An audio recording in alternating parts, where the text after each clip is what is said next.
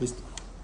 Hola, ¿qué tal? Muy buenas tardes. Nosotros somos el equipo 2 y les vamos a explicar acerca del análisis de financiamiento. Nuestro equipo está conformado por Juan Pedro Sainz, Karina García, Ana Sofía Arias, Josué Álvarez, Diego Alejandro y un servidor, Luis David Brambila. Siguiente, por favor. Vamos a comenzar con lo que es el índice. Bueno, para el índice tenemos lo que es el análisis financiero de Bimbo, donde se hablarán de las razones financieras. El costo de capital promedio ponderado, donde habrá cálculo del costo de deuda, cálculo del costo de capital, vienen los supuestos y el WACC. Y por último viene lo de la estructura óptima del capital actual y la nueva estructura, así como las sugerencias que le vamos a dar a la empresa.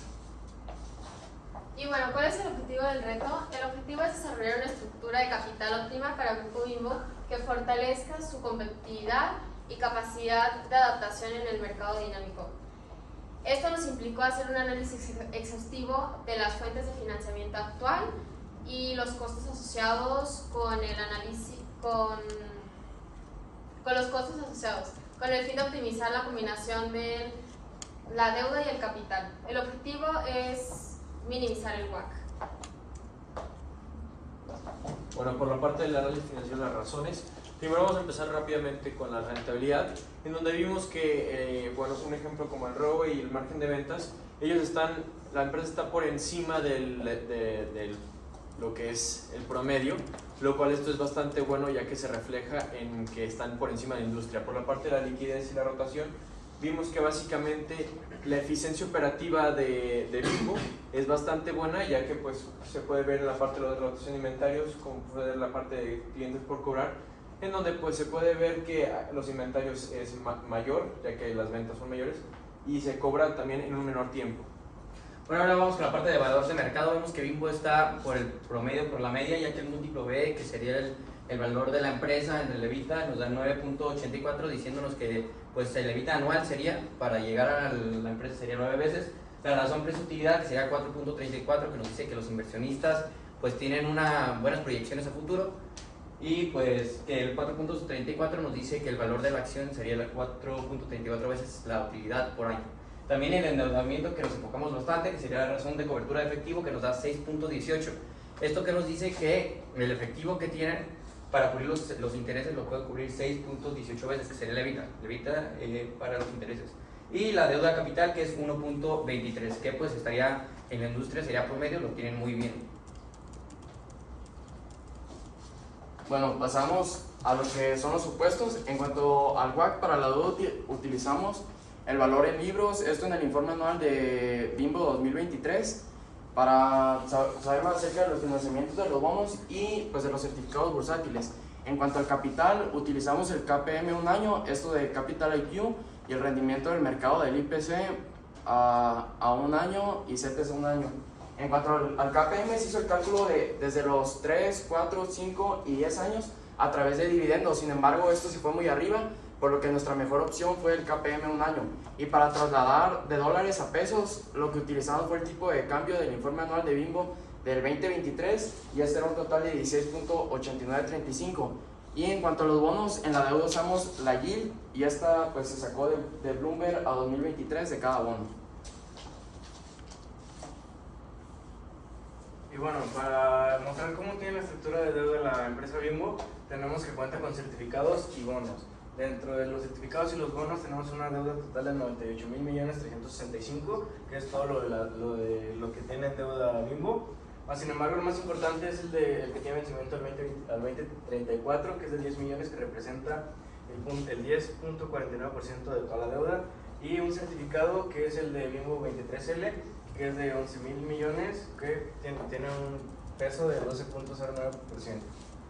Tenemos el cálculo del costo de la deuda, que al total nos da un costo de la deuda de 4.81, que al final de cuentas es un buen número porque la empresa nos indica que tiene buena rentabilidad y buen manejo de la deuda para financiar sus proyectos.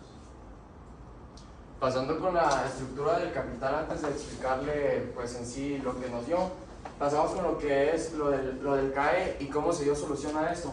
Primero, para sacar la G, se sacó el promedio de todos estos, para después continuar a hacer la división entre el dividendo de 2024 entre el precio actual de la acción común más G, esto dándonos como resultado el KS por dividendos de 25.42.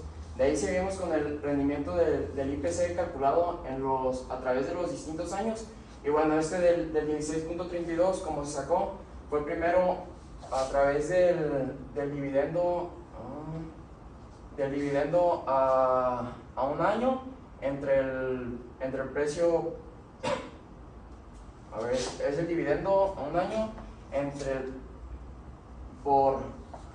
es el RF de Z, es aquí como se muestra, más la beta, también un año, que la tenemos de 0.71, y de ahí esto lo vamos a multiplicar por el RM, que es un año, que es el 18.57, menos el RF también a un año, que es 10.75, y esto nos da como resultado el KPM un año de 16.32. Decidimos utilizar este KPE porque pues los otros, sí, como se puede ver y en los supuestos los había mencionado, que pues daba unos KPs muy altos, y nuestra mejor opción era utilizar el KR por KPM un año. Y bueno, otro punto importante es que para sacar el total de monto que se debería de ser en utilidades retenidas, hicimos la suma de las utilidades retenidas, que eran 96,000 millones, más la utilidad neta, que era un total de 14, y para sacar el monto financiero de utilidades retenidas fue la resta de utilidades retenidas de 2023, que son 118 millones, menos 7 millones. Y aquí pues ya podemos ver la estructura de capital ya completada. Se hace la suma de los 381,000 millones más los 7 millones, dando un total de 381,000. Y ya luego este se divide entre y nos da en porcentaje, al igual este total entre los 7 millones, entre el total de la suma, nos da el 0.2, y ya tenemos los 2K en porcentaje.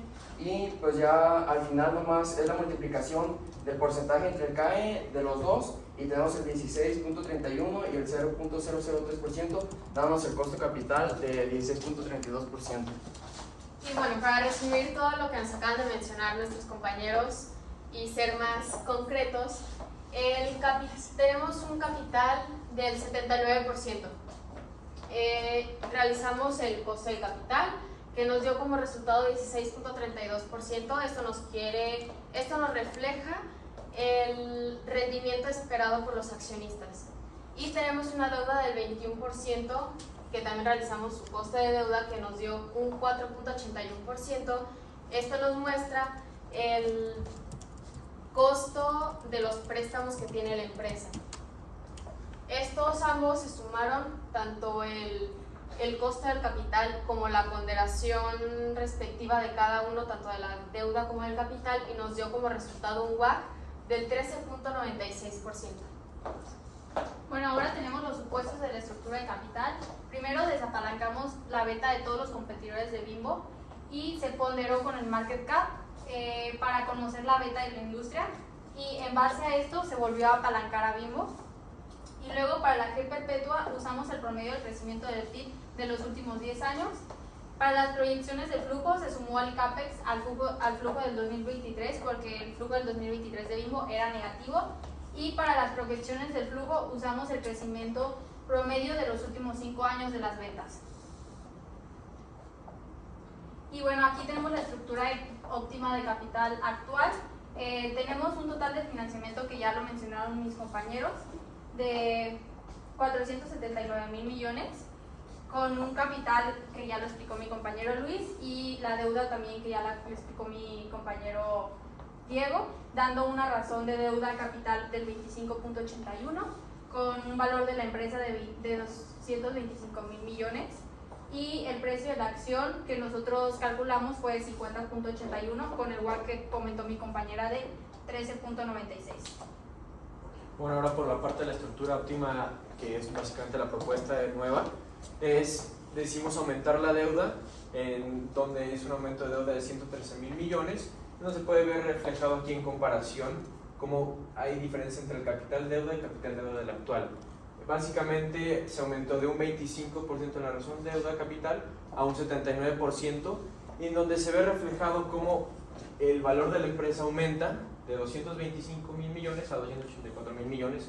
El precio de la acción también aumentó más o menos en unos 14 pesos, y el WACC también de igual manera bajó debido a que ya hay más deuda, y entonces el capital es menor. Otra cosa en que nos basamos sería la razón de cobertura de efectivo. Podemos ver que bajó a 4.038, lo teníamos en 6 y algo. Esto lo sacamos primero, proyectamos el EBITDA hasta el 2028. Esta proyección fue, primero pues sacamos los porcentajes y después de los porcentajes sacamos el promedio de estos porcentajes. También utilizamos para los intereses la yield a 3 años, que sería el 11.91. Esto pues sería el aumento de la deuda si los aplicamos los intereses y le sumamos los intereses que ya tenían. Ya teniendo los intereses sumados y el EBITDA pronosticado, pues hicimos la razón y nos dio 4.038. También vemos como el B, el que es el valor de la empresa, sube, al igual que el precio de la acción, y el WACC disminuye. Pues vemos que el WACC disminuye, es por eso que se hacen o sea, sube el precio de la empresa y el precio de la acción. Y bueno, para concluir con todos los cálculos, concluimos que nuestra sugerencia es aumentar la deuda. Con esto tenemos 3 beneficios principales. La primera es la reducción del costo del capital. Al incrementar la deuda, la empresa puede aprovechar las tasas de interés relativamente bajas, ya que los intereses son deducibles de impuestos, lo que habíamos hablado de nuestro escudo fiscal, en comparación con el costo del capital propio, lo cual reduce el WACC. Con esto va de la mano que incrementaría el valor de la empresa, ya que el valor presente de los flujos de efectivo futuros aumentan, lo cual puede elevar el valor del mercado de la empresa. Y finalmente, aumentamos el precio de la acción. Al reducir el WACC y mejorar la eficiencia en el uso del capital, se espera que el rendimiento para los accionistas aumente, lo que podría reflejarse en un mayor precio de la acción en el mercado. Eso es todo, muchas gracias. Gracias, jóvenes. ¿Ya lo pasaste? No, faltan las preguntas. Ok, faltan las preguntas. ¿Sigue grabando? Sí. Sí. No, Sí, a ver, miren, la mayoría de las cuestiones ya las contestaron como preguntas. A ver, Diego, platícame nada más brevemente. ¿Puedes platicarme sobre la propuesta que están haciendo? La propuesta es incrementar la deuda en la empresa. Sí, pero a detalle, vamos. ¿Qué propuesta están haciendo? ¿Cuál es la propuesta? ¿Cuánto se va a incrementar la deuda? ¿Por qué se va a incrementar la deuda? La deuda se incrementa alrededor del 50%, ya que, como lo mencionó mi compañero Josué, Sí. tenemos al principio una deuda como del 25% y al final... Si quieres, regresa Sí, es lo los que- datos para que los tenga a la mano. Sí. Sí. Al principio tenemos el 25% y al final lo dejamos el 79%, que es Ajá. prácticamente el 54%. Entonces, pues al manejar más la deuda, como también lo comentó mi compañera Sofía, sube el valor de la empresa porque pues las acciones, el precio de la acción sube y a la empresa le conviene porque estamos pagando menos impuestos. Okay. ¿Y cuál es el problema que tienes